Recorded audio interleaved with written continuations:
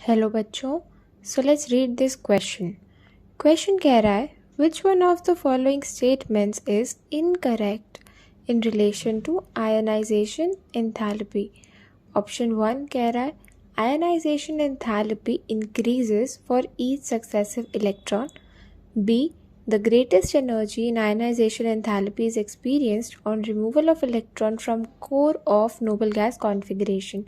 Option C कह रहा है end of valence electrons is marked by a big jump in ionization enthalpy, या फिर option D, removal of electron from orbitals bearing lower n value is easier than from orbitals having higher n value. तो अगर हम देखें इस question में जो की कंसेप्ट लग रहा है वो है आयनाइजेशन एंथैल्पी। हमें आयनाइजेशन एंथैल्पी के बारे में पता होना चाहिए इस क्वेश्चन को सॉल्व करने के लिए। तो अगर हम देखें आयनाइजेशन एंथैल्पी क्या होती है, it is the energy required to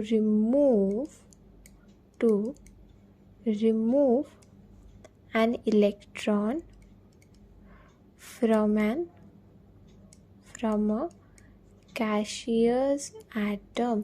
एक gaseous atom में से एक इलेक्ट्रॉन रिमूव करने के लिए जो एनर्जी रिक्वायर्ड होती है उसे आयनाइजेशन एंथैल्पी बोला जाता है। अगर ए एक एटम है गैसियस, उसमें से अगर एक इलेक्ट्रॉन निकाल दिया जाए तो ए पॉजिटिव गैसेस बन जाएगा। इस प्रोसेस में जो एनर्जी चाहिए होती है उसे बोलते हैं आयनाइजेशन एनर्जी या फिर आयनाइजेशन एंथैल्पी। तो अगर हम अब अपने क्वेश्चन की स्टेटमेंट्स को पढ़ें तो सबसे पहली ए पार्ट बोल रहा है कि ionisation enthalpy increases for each successive electron, यानी ionisation energy 2 is greater than ionisation energy 1, ये बोल रहा है ऑप्शन ए। तो देखते हैं, अगर पहला इलेक्ट्रॉन निकाल दिया तो आयनाइजेशन एनर्जी 1 का मतलब है ए टू ए प्लस होना, और आयनाइजेशन एनर्जी 2 का मतलब होता है ए प्लस से ए प्लस 2 बनाना।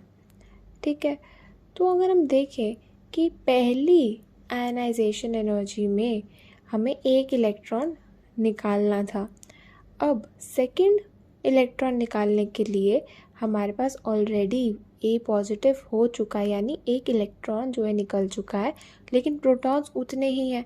उस वजह से जेड इफेक्टिव जो है यहाँ पे बढ़ गया है ए पॉजिटिव में। जेड इफेक्टिव बढ़ने की वजह से, यानी इफेक्टिव न्यूक्लियर चार्ज बढ़ने की वजह से क्या होता है, साइज़ डिक्रीज़ हो जाता है ए प्लस का। अब छोटे साइज़ में से इलेक्ट्रॉन निकालना बहुत मुश्किल होता है क्योंकि न्यूक्लियस ने काफ़ी टाइटली बाउंड कर रखा है इलेक्ट्रॉन्स को इस बार। तो आयनाइजेशन एनर्जी जो सेकंड टाइम लगेगी वो काफ़ी हाई एनर्जी मुझे सेकंड इलेक्ट्रॉन निकालने के लिए देनी पड़ेगी। तो yes, option A is correct. अब ऑप्शन बी की तरफ देखें तो ऑप्शन बी कह रहा है the greatest energy in ionisation enthalpy is experienced on removal of electron from core of noble gas configuration। ये भी ऑप्शन बी भी ट्रू है कि noble gas configuration, noble gas elements जो होते हैं उनमें से इलेक्ट्रॉन निकालना बहुत मुश्किल है, क्योंकि उनमें से इलेक्ट्रॉन निकालना मतलब उनकी स्टेबिलिटी कम करना। कोई भी चीज़ अपनी स्टेबिलिटी कम नहीं करना चाहती है, यानी नोबल गैस एलिमेंट्स में से इलेक्ट्रॉन निकालना बहुत ही मुश्किल है। So this option is also correct. Option C की बात करते हैं। ऑप्शन सी कह रहा है end of valence electron is marked by a big jump in ionisation energy. This option is also correct as discussed before. अब option D अगर हम देखें, ऑप्शन डी कह रहा है removal of electron from orbitals bearing lower n value is easier than that from higher n value. यानी question कह रहा है कि लोअर एन वैल्यू, यानी फॉर एग्जाम्पल 5s और 4s ऑर्बिटल्स हैं। हमें 5s से इलेक्ट्रॉन निकालना है एक जगह और एक जगह 4s से इलेक्ट्रॉन निकालना है। तो क्वेश्चन कह रहा है कि 5s से निकालना मुश्किल होगा और 4s से निकालना जो है ईजी होगा। सॉरी, ये हमें क्वेश्चन ने आयनाइजेशन एंथैल्पी का ऑर्डर दिया हुआ है, ऐसा बोल रहे हैं। तो ये ऑप्शन जो है इनकरेक्ट है।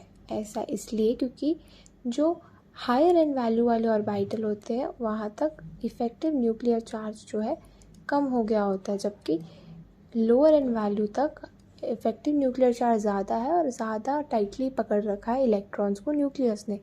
तो लोअर ऑर्बिटल से इलेक्ट्रॉन निकालना बहुत मुश्किल हो जाता है, इसलिए हायर एन वैल्यू से ही सबसे पहले इलेक्ट्रॉन रिमूव होता है due to lower effective nuclear charge. So जो ऑप्शन डी है वो इनकरेक्ट है। So the correct answer of this question is option D. I hope सबको ये सोल्यूशन समझ में आया होगा। Thank you very much and all the best.